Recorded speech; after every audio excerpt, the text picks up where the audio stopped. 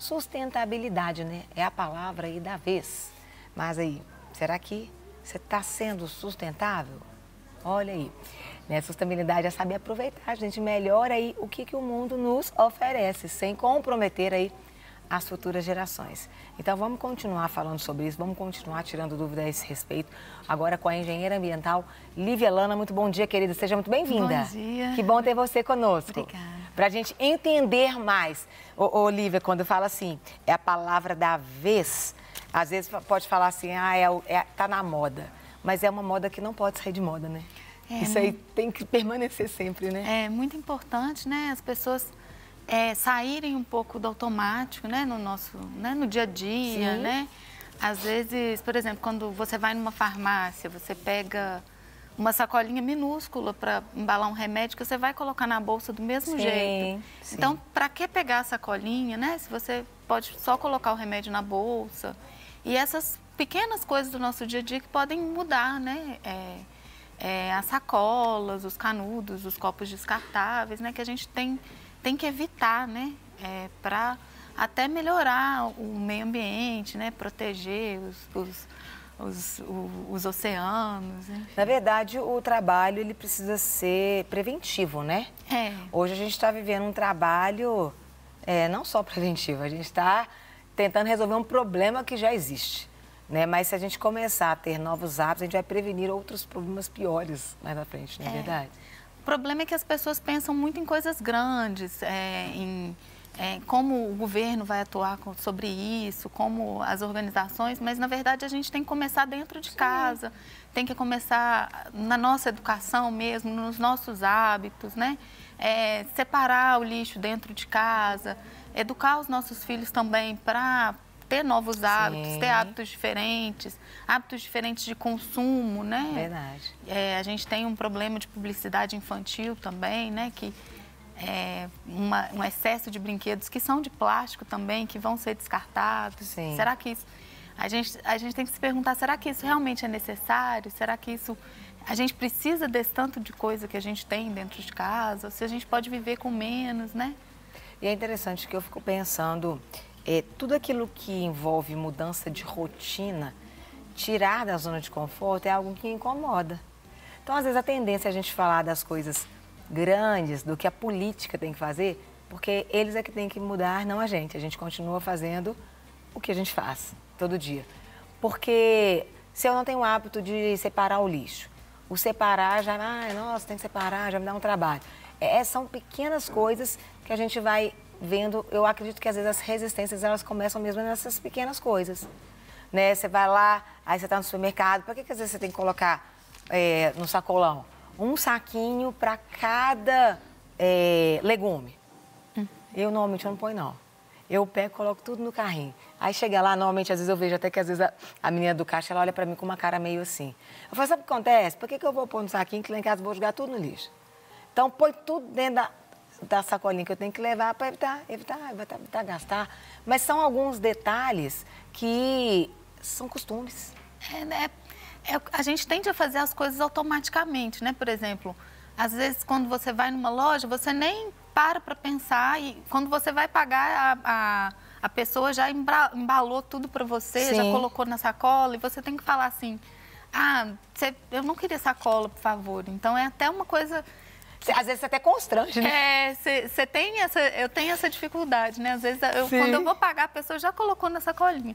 Então, é mesmo mudar, né? Sair um pouco do automático, parar para pensar um pouco. Será que eu preciso usar um canudo se eu consigo beber perfeitamente no copo, né? Qualquer pessoa consegue beber perfeitamente no copo. Será que o canudo é realmente necessário? É pensar o que é realmente necessário para o meu dia a dia. Sim. Sair do automático. E, às vezes, fazendo isso, a gente até começa a economizar algumas coisas, economizar dinheiro também. Sim. Porque aí a gente deixa, às vezes, de comprar uma roupa nova, vai num brechó, comprar uma roupa mais barata, que está tão nova quanto a roupa da loja, entendeu? Entendi. Então, são essas pequenas coisas que, às vezes, são positivas também para o nosso bolso, para o nosso dia a dia, e que a gente não para pensar, a gente não sai do automático. A gente tende a fazer tudo igual sempre. Quero até aproveitar, então, coloca esse vídeo aí sobre sustentabilidade, depois a gente continua falando. Bora lá. Uma escola particular de Belo Horizonte tem a iniciativa de implantar projetos sustentáveis. Alguns deles envolvem a criação de maquetes, economia de luz elétrica, descarte de lixo de uma forma correta, reforçando aos alunos a importância de cuidar do planeta. O objetivo do projeto, na verdade, é sensibilizá-los com a questão dos materiais que eles utilizam na casa deles e a preocupação de produzir menos, né? Cada vez menos. Eles já sabem que os destinos desses materiais nem sempre são os mais adequados, como lixões ou aterros sanitários. Então, a diferença que a gente vê é na própria atitude, na sensibilidade que eles criam, uma autoconsciência em relação ao que eles produzem. Não tem o conceito de jogar fora, né? Fica meio que de lado nessa história quando a gente pensa num planeta como um sistema fechado. A sustentabilidade é um assunto cada vez mais recorrente nesta geração. A aluna Maria Clara conta a sua experiência no projeto e como levou para si o aprendizado. Durante os projetos eu aprendi que tem muitas das coisas que eu posso repensar antes de comprar e que eu também posso reutilizar em vez de jogar fora e que eu posso utilizar muitas dessas coisas em projetos e resíduos que eu não usava, agora eu posso usar. O homem por um longo tempo foi dominador da natureza, gerando uma sociedade de consumo. O resultado foi drástico: 12,6 milhões de mortes por ano, segundo a ONU. Diante disso, Camila e Dante deixam um recadinho para todos sobre a importância de consumir menos para ter um planeta melhor. Cuide do meio ambiente, será melhor pra gente. O problema vai se resolver se a gente interromper. Os peixes não vão morrer se a sacola desaparecer. A bolsa vai substituir. Pare de consumir. Adorei, muito bom, muito bom. Eu fiquei observando ali, Lívia, essa reportagem e tudo começa na infância, né? E se realmente isso for inserido, as crianças, elas aceitam muito bem essas coisas. Elas gostam, tudo aquilo que elas podem tocar. A receptividade é muito grande. É muito importante a gente começar com as crianças mesmo, com os nossos filhos, Elas não têm preguiça de fazer o negócio, elas gostam. Eu dou o exemplo, meu filho mais velho, né? Ele já usa fralda de pano, ele já tem 2 anos, ele já sabe, já escolhe as fraldinhas dele, né? Já gosta das estampas. Olha, fralda de pano, hein, gente? Nós já lavei muita fralda de pano, gente do céu. 2 anos, né? Agora a gente lava na máquina, né? A gente joga tudo na máquina. Lavava, e pronto. Nunca lavei na mão, eu tenho 2 anos que eu uso, né? O mais novo também já está usando. E aí são essas coisas, né? As crianças já vão aprendendo desde cedo, na nossa casa e também nas escolas. E aí que a gente vai mudar alguma coisa mesmo, né? Através delas. Isso é muito importante. Eu fico pensando, Lívia, porque na verdade as crianças elas recebem bem. Eu acredito que hoje essa questão da sustentabilidade, às vezes a maior resistência que pode surgir vem dos adultos mesmo. Vem. Né? Aí a criança vai lá, aprende na escola. Aí chega em casa toda empolgada. Mamãe, papai, vamos lá. Não, isso é lá, aqui é outra coisa.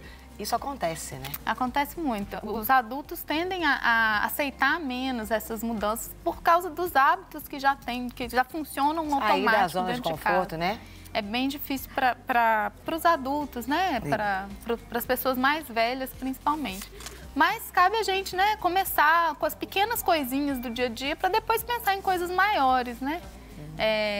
Porque se a gente começar do pequeno, a gente já consegue multiplicar muita coisa para frente. A gente já consegue sair um pouco desse automatismo de fazer as coisas sempre iguais. Sim, isso aí, se ensinando já desde pequenininho, fica muito mais fácil. Com certeza. Fica muito melhor as coisas.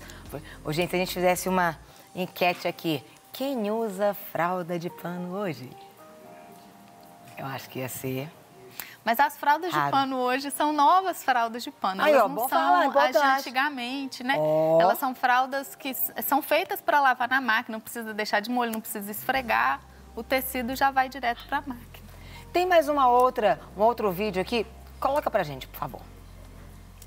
Você sonha em ter uma casa sustentável e acredita que isso é uma tarefa complicadíssima?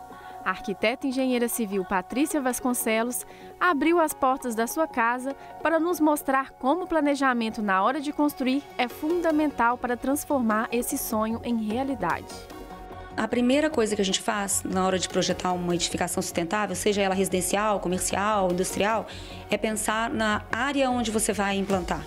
Então, o projeto bioclimático, que é o projeto que a gente chama de um projeto que é pensado a implantação, a melhor orientação com relação ao sol, ao vento, a proteção de chuva. É a hora que você vai posicionar a casa ou o prédio de uma forma em que você vai obter o melhor do ambiente e proteger do que poderá ser pior. Existem softwares e plataformas hoje específicas que auxiliam a começar a pensar um projeto sustentável. Tem o Projete, que é uma plataforma que foi feita pelo Ministério do Meio Ambiente em parceria com a minha empresa Creato e a Universidade Federal de Santa Catarina, em que você coloca a cidade em que você vai começar a projetar e ele te dá diretrizes para você pensar o que você pode utilizar, como você começa a projetar. E, além disso, existem hoje em dia inúmeras certificações ambientais para edificações. Construir uma casa sustentável pode trazer ganhos para a sua saúde física e financeira. Em relação à casa que eu morava anteriormente, essa casa ela é muito mais iluminada, a gente quase não utiliza as lâmpadas durante o dia, ela é muito mais ventilada, então eu não tenho problemas de mofo, nem de umidade nos ambientes, nenhum armário mofa, apesar de ser uma área... Nova Lima é uma área muito alta e com muita umidade, a gente não tem problema de mofo interno. É uma casa que não possui problema com formiga. A gente não tem formiga dentro de casa, então a ventilação é tão boa que você não tem infestações que poderiam ser infestações por ambientes muito fechados, né? Como bolor, essas coisas todas, fungos. Então, e mesmo sendo uma casa bem maior do que a que eu morava anteriormente, o meu custo, a minha conta de água e de luz, ela é infinitamente menor. Eu tenho aqui na minha residência hoje 14 placas instaladas que me geram 71% da energia que eu consumo. E nos meses em que eu gero mais do que eu consumo, eu posso deixar aquilo de crédito na CEMIG para usar nos meses subsequentes. Um lar sustentável proporciona um impacto muito menor no meio ambiente do que o de uma construção tradicional. Sua casa não é sustentável e você deseja transformá-la? Algumas escolhas na hora da reforma podem trazer benefícios a curto, médio e longo prazo. Quando pensar numa reforma, pensa na reforma completa, não pensa só na estética. Então você pode trocar, por exemplo, os vasos sanitários com descarga dual flush, que você tem 3 e 6 litros, que vai economizar muito mais do que aquela descarga tradicional que você tem de apertar normal na parede. Você pode trocar o seu sistema de iluminação colocando lâmpadas de LED. Você pode pensar nas proteções solares.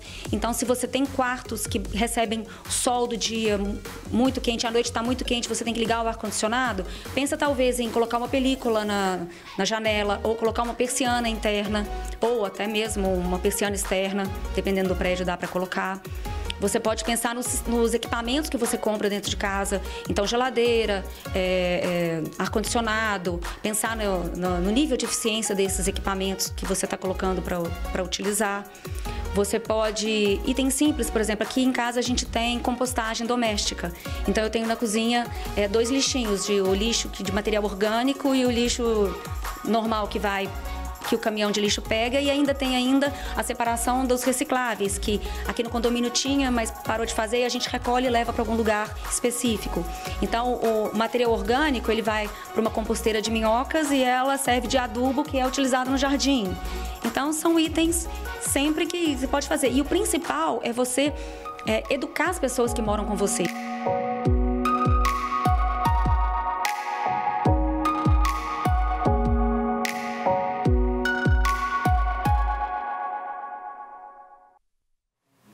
Casa sustentável, lar sustentável, família sustentável, isso faz toda a diferença, não é verdade? Faz muita diferença, né, pro planeta mesmo, Sim. né, já que a gente tem esses problemas, a gente tende a ter mais problemas ambientais no futuro por causa do nosso consumo, dos nossos hábitos.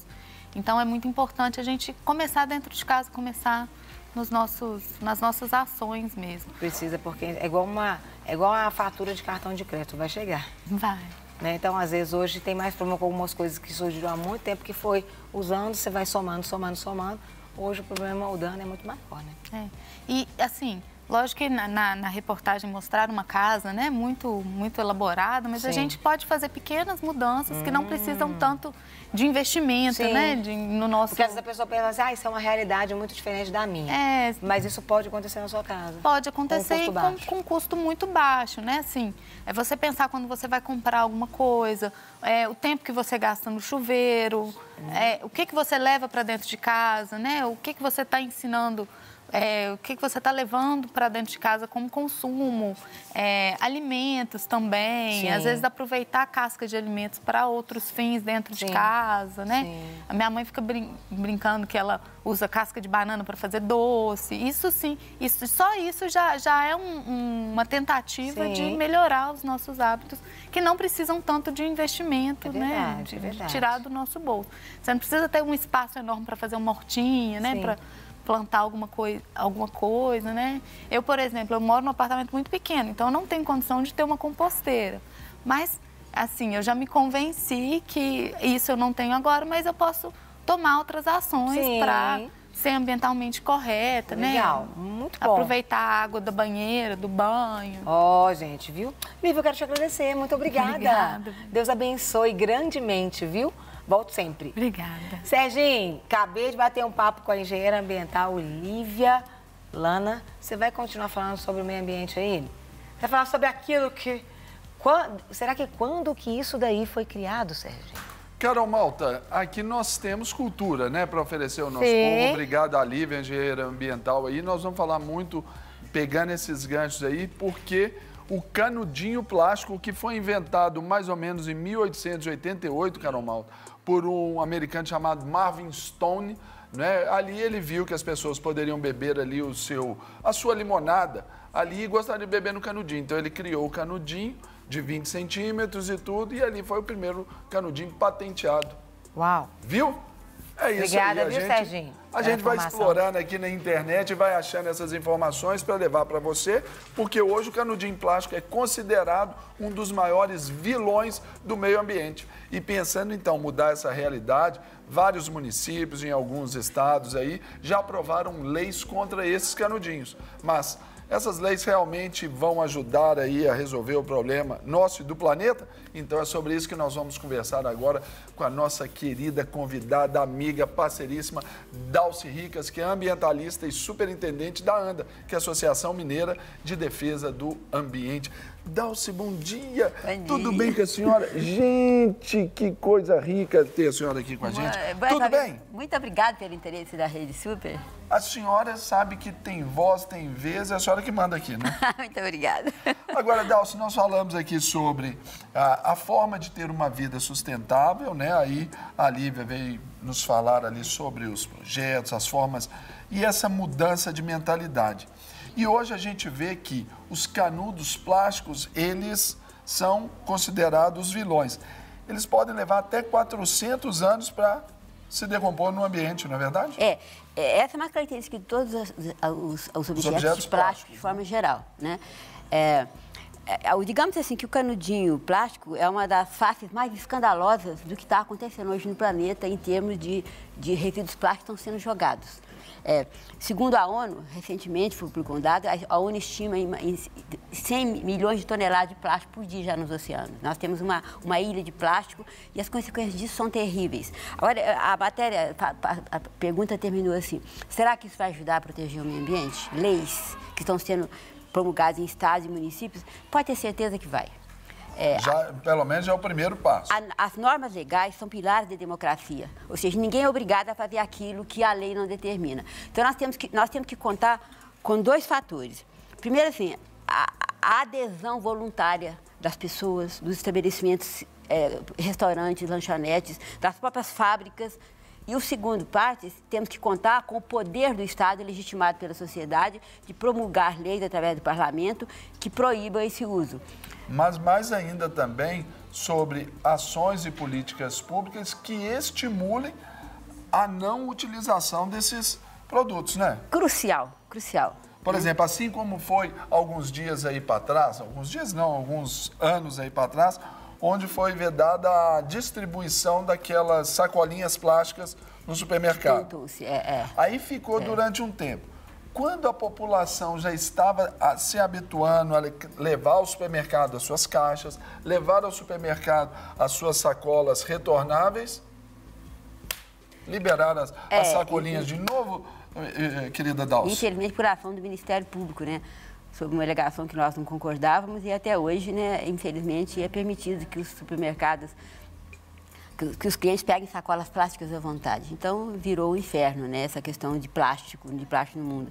Mas aquilo que você falou é super importante, sabe? Também, para mim, é um dos pontos chaves se nós queremos recuar dessa ameaça que hoje os plásticos representam ao planeta, representam a vida no planeta, que são as alternativas. Ou seja, ninguém está querendo que a população não use canudinho, mas nós temos alternativas. Aqui, esse aqui que a Rede Super colocou, que é o canudo de papel, aqui nós que é o canudo de bambu. Então, assim, o papel que é fabricado das florestas, dos plantios de eucalipto, ele é muito mais sustentável. É claro que você plantar sempre traz algum impacto, mas é muito mais sustentável do que você usar plástico. Só que é o seguinte, isso é um detalhe importante. A lei proíbe, mas junto com a lei você tem que ter políticas de estímulo. Então, as empresas que fabricam canudinho plástico, elas não se importam com o que vai acontecer com esses canudinhos. Mas se nós tivermos políticas públicas que taxem esses produtos e estimulem esses aqui, nós estaremos caminhando para uma solução muito maior. Então, por exemplo, vamos dar um exemplo para o telespectador entender. Promulga-se uma lei que no prazo de, vamos supor, de 1 ano, está proibido o uso de canudinhos plásticos em Minas Gerais. Esse vai ser o tempo suficiente para que a própria empresa que fabrica isso busque outras alternativas, como, por exemplo, o canudinho de papel. Então, é como se ainda desse aquele tempo para essa transição. Vamos dizer, porque ainda muitas empresas ainda têm estoque, algumas lojas já compraram muito, alguns restaurantes já compraram muitos. Então, é esse tempo para ver essa substituição. Exatamente. Até que, por exemplo, igual aqui, ó, nós exemplificamos aqui com esse canudinho de papel aqui, ó. Ele é resistente, né, e tudo, eu acho que é muito interessante, até que venha implementar essas novas tecnologias. Agora, por exemplo, em alguns lugares, igual eu falei, alguns municípios já têm essa lei que proíbe os canudinhos plásticos. Aí eu pergunto para a senhora, a lei já existe, então ela regulamenta, ajuda e defende o ambiente, ponto. Aí os restaurantes, os shoppings e etc., já têm ali ao que se submeter. E a fiscalização, Dalci? Pois é. Que eu acho que aí vai parar aí, porque se tem a lei, precisa ter a fiscalização para ver se cumpre. Porque senão as empresas vão continuar fornecendo, os restaurantes, hotéis, enfim, vão continuar fazendo seus pedidos e continuarão vindo. Aí é hora de estabelecer o tempo e o padrão para chegar ao uso de plástico, ou uso de bambu, como a senhora mesma citou. A fiscalização, que é uma competência exclusiva do poder público, né? Ela, infelizmente, até agora tem sido ponto frágil.